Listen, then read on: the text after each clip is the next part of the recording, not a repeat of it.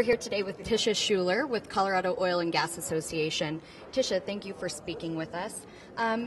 COGA gets involved in a lot of events and partners with a lot of organizations. Why was it important for you all today to partner with the Farm Bureau as well as Consumer Energy Alliance? We're excited about this event because there hasn't been a meaningful discussion about the role of energy in national policy with regards to the presidential election.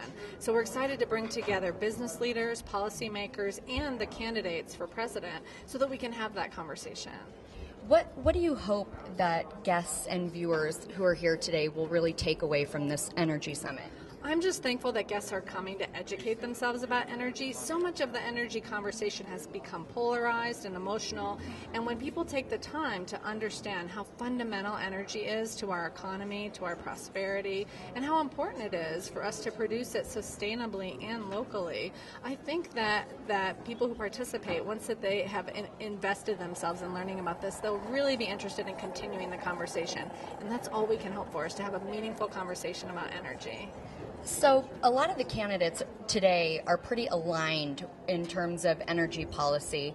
What do you think will be the biggest push this year to creating a more succinct energy policy and moving towards more energy independence? We'll be looking for candidates that are interested in having the conversation and prioritizing domestic energy production and in engaging all the stakeholders. It's really important that every American realize that they have a role to play in ensuring that we have domestic, secure, sustainable energy that can be produced environmentally.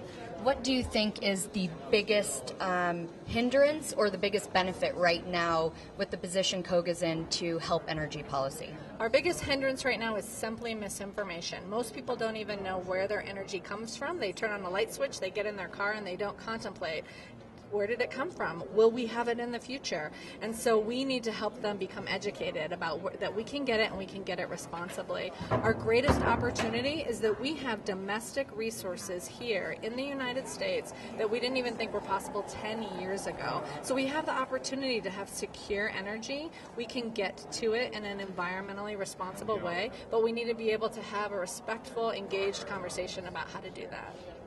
What is COGA's action plan, if you will, for this year going into an election cycle?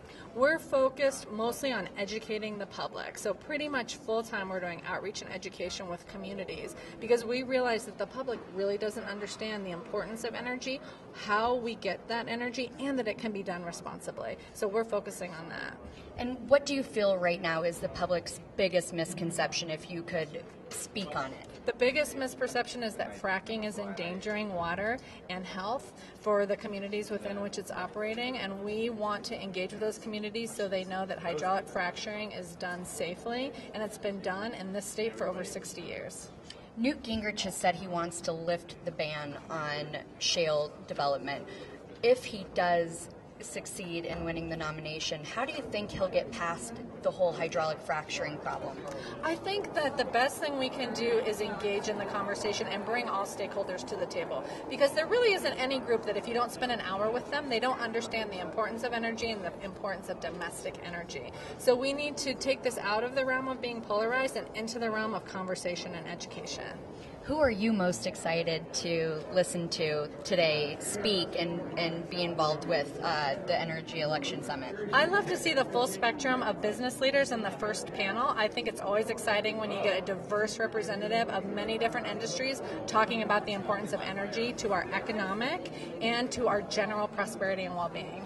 Well, thank you very much for answering a few questions for us. Thanks for having me. Thank you.